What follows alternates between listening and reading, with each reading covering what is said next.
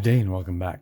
So this is going to be a short video because this is part of the Space 1999 Eagle build, but this is a separate kit, and I don't remember seeing many sort of, look in the box kind of things for this expansion set. So I'm going to do this one pretty much on its own.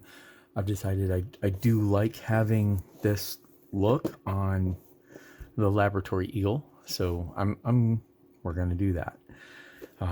This kit is, it's another round 2, specifically for the Laboratory Eagle. Some nice pictures of the actual model from the TV show, and your pictures on the back. I kind of like the way these packages are done, and that you get some nice looks of the finished kit. Now these are. You can get like the turned brass or the turned aluminum bells. I won't. I'm going to use everything that's in this kit just because of me.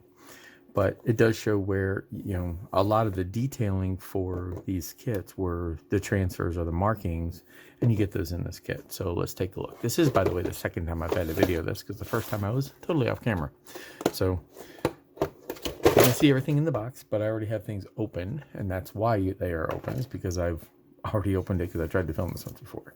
Transfers, instructions, kit parts. So let's start with what I usually do, which is the instruction set.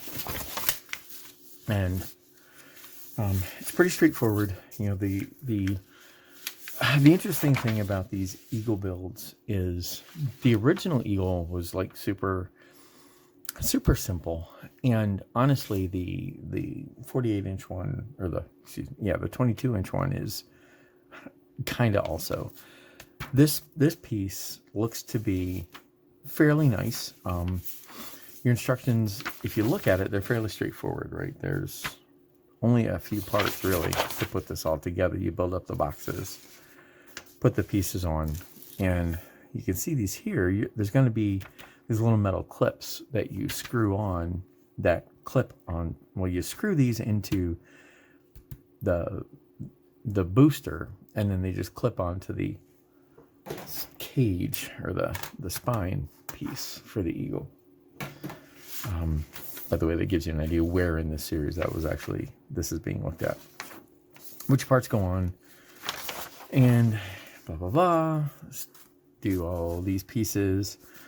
Like I said, there's the supplemental metal parts kits if you really want to do that. And this shows right where they clip on. You can see these just clip on the spine, and they're meant to just clip, which is kind of nice. So the instructions are really not too terribly complicated. And these are your transfers. And again, these are actually not bad. The transfers themselves are really not bad. They're in register, and they're fairly thin. So it'll be moderately tedious, but it'll be like putting, template markings on like in a 4. Let's take a look at the kit parts. Simplistic in the builds, and this is something I have found on some of the other parts. It looks like these are built in such a way, so there's some nice, the sprue gates are kind of nice. Most of your ejector pin marks are hidden. You have a couple areas where you actually have sink marks, but they're few and far between. But these are, it's not this one. I think it's this one here. You get 2 of these, 2 sets of these. But they're actually, the detail is sharp and crisp, right? And you can see that. These things are put together in an interesting way, so that, which is nice, because your seam is on the round, which is where you have detail, which is, and you have the same thing on the actual Eagle kit too. Your nozzles are put together that way, instead of 2 seams coming, or 2 halves coming together along the vertical, where you have to sand all that down and clean it up. So it's really, it's well thought out. I like that. Okay, so you get 2 pieces of those, 2 pieces that are like that. Another one of these, right? And you get these piping detail ones. Now, something on the Eagle that was noticed is But then I noticed when doing the eagle on the spine and on these, so all of the pieces like this, they all have terrible, terrible, terrible. Right, there we go. Like, seams where the mold seam lines that you have to clean up. I think you can see those there, right? So on the eagle, they're really, really rough. On this, they're not so much, right? I can feel that they're pretty smooth. Now there's ejector pin marks here and here on the inside, but they're facing to the inside of the piping, so you're not going to see it. So in all, that's kind of nice. But your other detail there, nice and crisp. It's pretty cool. And then these are your other parts. Again, your detail pieces. And again, I'm not feeling, there's a little bit of a seam there. That's going to have to be cleaned up. And this is your part where your clips are going to go on, so you need to be careful. You can see the sprue gates are thin, so that'll be nice. There's just that cleanup there. So overall, that's pretty nice. And then the last piece is, these are the metal clips and the screws. And those go into this part right here.